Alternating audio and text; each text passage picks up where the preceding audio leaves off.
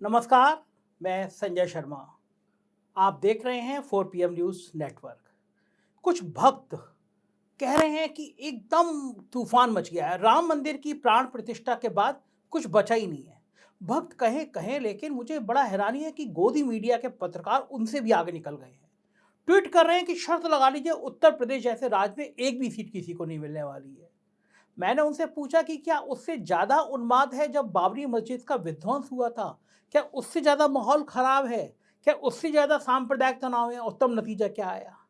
और फिर मेरा बड़ा सवाल ये है कि अगर राम मंदिर का इतना जादू चल रहा है, तो साहेब फिर ईडी का इस्तेमाल क्यों कर रहे हैं? दरअसल पिछले कुछ सालों से देश के अंदर सरकारी एजेंसियों जैसे ईडी, सीबीआई और इनकम टैक्स की क्या हालत हो गई है, इससे तो आप और मैं दोनों अच्छी तरह से जानते हैं, वाकिफ़ हैं।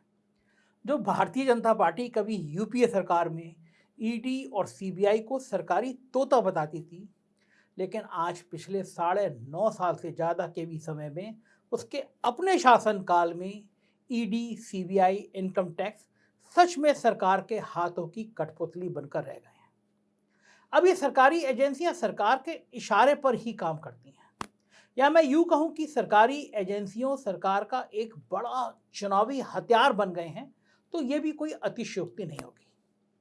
खासकर जहां पर भी चुनाव होते हैं, वहां पर ये सरकारी एजेंसियां तुरंत ही विपक्ष के नेताओं के पास पहुंच जाती हैं। अब जब हर बीतते दिन के साथ लोकसभा चुनाव करीब आता जा रहा है, तब एक बार फिर सरकार की कठपुतली बन चुकी ये सरकारी एजेंसियां हरकत में आ गई हैं। उनके इशारे पर एक बार फिर विपक्षी दलों के नेताओं के यहाँ छापे डाले जा रहे हैं। पिछले कुछ वक्त से आम आदमी पार्टी और ईडी, सीबीआई का तो उनका चोरी दामन का साथ हो गया है। ये सरकारी एजेंसियां लगातार आम आदमी पार्टी के पीछे पड़ी हैं। मनीष सिसोदिया, सत्येंद्र जैन, संजय सिंह के बाद अब ईडी के इशारे पर हैं पार्टी के संयोजक और दिल्ली के मुख्यमंत्री अरविंद केजरीवाल।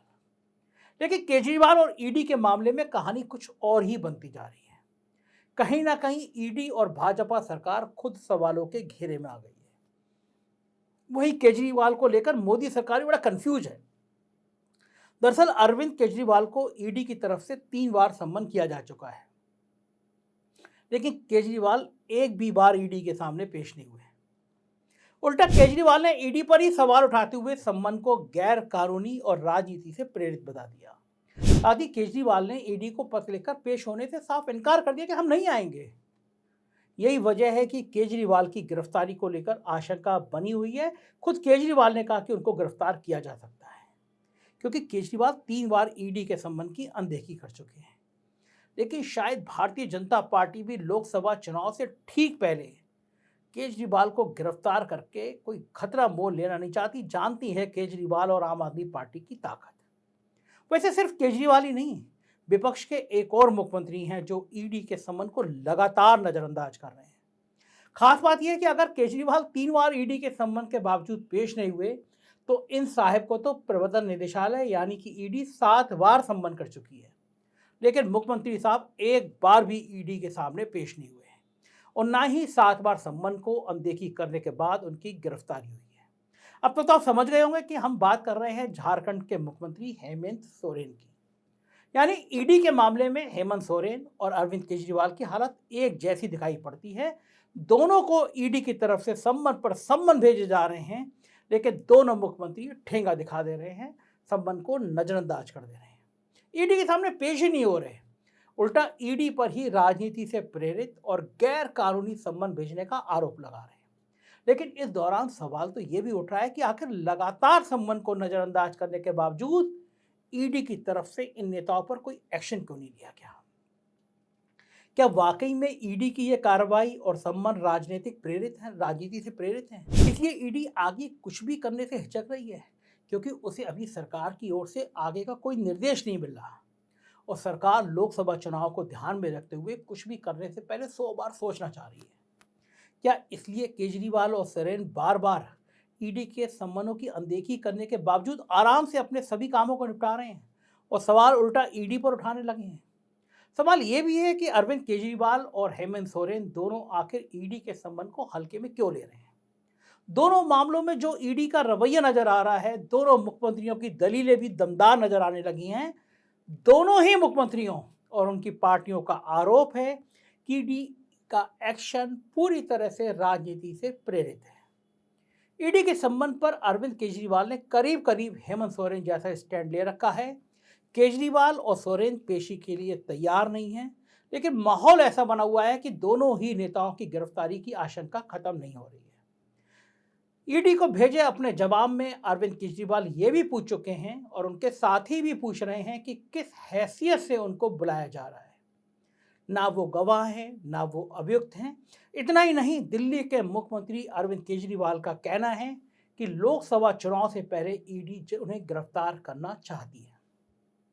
भाजपा झूठे आरोप लगाकर मुझे गिरफ्तार करना चाहती है ताकि वो चुनाव प्रचार कर ना सके। केजरीवाल कह रहे हैं उन्हें सम्मन भी भेजे गए, मेरे वकीलों ने बताया कि सम्मन गैर कानूनी है। केजरीवाल कह रहे हैं कि जो भाजपा से नहीं मिलता उसे ये जेल भेज देते हैं। बात तो सही है। आपने याद होगा कि प्रधानमंत्री जी ने साहब ने कहा था ये मोदी की गारंटी है, ये जो 70,000 करोड़ के महाराष्ट्र के बेईमान हैं जिन्होंने बेईमानी करी, जिनके लिए चक्की पीसिंग कहा गया, ये जेल में देंगे, ये मोदी की गारंटी है। और गारंटी की पोल पट्टी 24 घंटे में खुल गई जब वो जिनको जेल भेज रहे थे वो महाराष्ट्र के डिप्टी सीएम बन गए।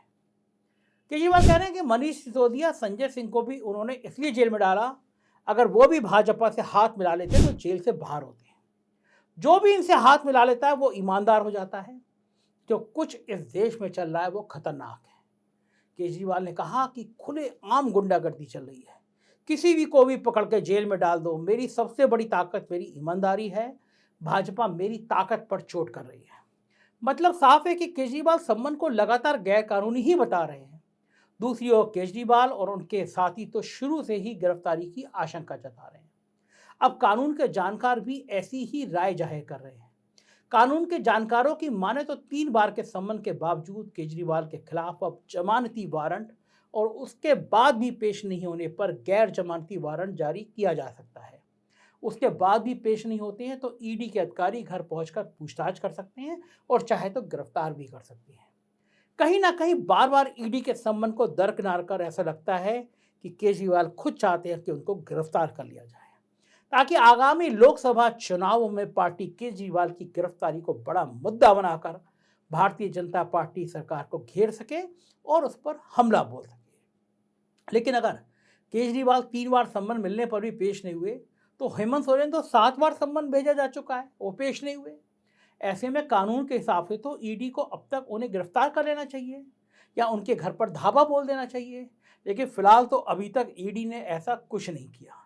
इसलिए अब ईडी की कार्रवाई पर भी सवाल उठ रहे हैं, क्योंकि समझना मुश्किल हो रहा है कि आखिर ईडी भी दोनों के मामले में गंभीरता क्यों नहीं दिखा रही है। आखिर ईडी की तरफ से केजरीवाल के मामले में वैसी तत्परता क्यों नहीं देखने को मिल रही है जैसी मनीष सिसोदिया, संजय सिंह और सत्येंद्र जैन के मामले में देखी गई। आखिर हेमंत सोरेन के मामले में भी ईडी को गंभीरता वैसी क्यों नहीं कर पा रहे संजय राउत, नवाब मलिक, अनिल देशमुख जैसे इन केसों में किया था। ऐसे में केजरीवाल और सोरेन के तरफ से दी गई दलीलें और आरोप ये बात सही होते नजर आ रहे हैं। सवाल तो ये भी उठता है क्या ईडी को दोनों ही मुख्यमंत्रियों के खिलाफ अभी तक कोई ऐसा ठोस सबूत मिला ही नहीं है जिसकी बदौलत वो उनके खिलाफ केस को मजबूत बनाकर कार्रवाई के लिए आगे बढ़ सके, या फिर सच में ये संबंध सिर्फ राजनीति से ही प्रेरित है।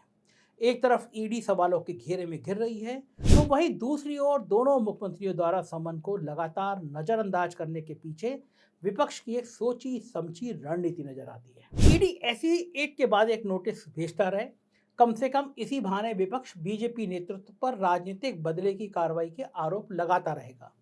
आने वाले आम चुनाव के वक्त तक ये हाल बना रहा तो प्रधानमंत्री नरेंद्र मोदी और केंद्रीय गृह मंत्री अमित शाह के खिलाफ हमला बोलने का मौका मिलेगा।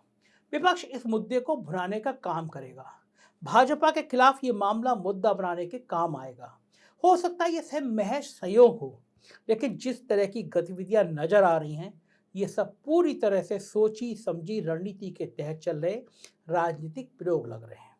इतना ही नहीं, इन दोनों नेताओं और पार्टियों द्वारा अपने नेताओं की गिरफ्तारी होने पर आगे की रणनीति भी तैयार कर ली गई है। केजरीवाल जहां जेल से सरकार चलाने की तैयारी कर रहे हैं तो वहीं हेमंत सोरेन खेमे से झारखंड को भी बिहार जैसे प्रयोग की तैयारी करने की खबरें आ रही हैं। यानी हेमंत सोरेन भी जेल जाने की सूरत में अपनी पत्नी कल्पना सोरेन को गद्दी सौंप सकते हैं। हालांकि हेमंत सोरेन ने कल्पना सोरेन के चुनाव लड़ने की अटकलों को खारिज कर दिया है।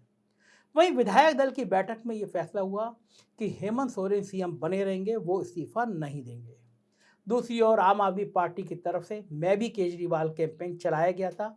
पार्टी का कहना है कि कैंपेन के नतीजे अपेक्षा से कहीं बेहतर आए। आम आदमी पार्टी के मुताबिक कई घरों में केजरीवाल की जेल से सरकार चलाने के मुद्दे पर विस्तार से चर्चा की गई, जिससे पता चलता है कि अगर एक घर में 4 लोग भी हैं तो लगभग 96 लाख लोग केजरीवाल के साथ खड़े हैं। मतलब आम आदमी पार्टी के अनुसार दिल्ली के लोग अरविंद केजरीवाल के जेल से सरकार चलाने के आइडिया मंजूर कर चुके हैं। मतलब साफ है कि एक और अरविंद केजरीवाल और हेमंत सोरेन ने तय कर लिया है कि वो ईडी के सामने पेश नहीं होंगे, भले उन्हें जेल क्यों ना जाना पड़े, या ये मानकर चलें कि वो जेल जाने के लिए तैयार हैं। लेकिन सवाल ये है कि आखिर ईडी इन दोनों के मामले में आगे की कार्रवाई करने से क्यों कतरा रही है। सवाल ये भी उठता है कि वाकई में ये सब सिर्फ राजनीति से प्रेरित है, सरकार के इशारे पर हो रहा है, इसलिए मोदी सरकार खुद दुविधा में है कि केजरीवाल और हेमंत सोरेन को जेल में भेजे या नहीं, क्योंकि लोकसभा चुनाव सर पर है। ऐसे में अगर केजरीवाल और सोरेन जैसे विपक्षी मुख्यमंत्री जेल जाएंगे तो विपक्ष को भाजपा पर हमला बोलने का एक मौका मिल जाएगा, क्योंकि दोनों ही कोई मामूली नेता या मंत्री नहीं है, बल्कि एक एक राज्य के मुख्यमंत्री हैं। इन दोनों ही नेताओं और इनकी पार्टियों का अपना अपना जनाधार है। खासकर आम आदमी पार्टी और अरविंद केजरीवाल वैसे भी भाजपा के लिए एक चुनौती बनते आ रहे हैं, क्योंकि केजरीवाल भाजपा के साथ साथ साहब के सामने भी डटकर खड़े रहते हैं, हमला करते हैं। यही वजह है कि सरकार केजरीवाल पर हाथ डालने से कतरा रही है। वहीं सोरेन के मामले में भी हाल कुछ ऐसा ही है, क्योंकि अगर लोकसभा चुनाव से ठीक पहले केजरीवाल या सोरेन की गिरफ्तारी होती है तो इसका फायदा इन दोनों नेताओं समेत पूरे विपक्ष आगामी लोकसभा चुनाव में आसानी से उठा सकता है। इसलिए सरकार असमंजस में है। केजरीवाल और सोरेन बराबर संबंध की अनदेखी करने के बावजूद भी स्वतंत्र घूम रहे हैं, यानी भाजपा का दांव भाजपा पर ही उल्टा पड़ रहा है। ये बड़ी चुनौती की बात है, बड़े चैलेंज की बात है। और नारे लगते थे शुरू में कि जब मोदी डरता है पुलिस को आगे करता है, अब नारे लग रहे हैं जब मोदी डरता है तो फिर ईडी को आगे करता है। तो ये डर किस बात का है? अगर राम जन्मभूमि का कार्ड इतना ही बढ़िया है कि सारी सीटें जीत रहे हैं उत्तर प्रदेश में, देश में जीत रहे हैं, तो फिर ईडी सीबीआई इनकम टैक्स का इस्तेमाल क्यों? जाहिर है कुछ तो ऐसा है जो साहब को डरा रहा है, कुछ तो ऐसा है जो साहब को परेशान कर रहा है। राजनीति के आगे जो दांव पेच होंगे मैं आपको बताता रहूँगा। आप देखते रहिए 4PM न्यूज़ नेटवर्क। शुक्रिया, थैंक यू।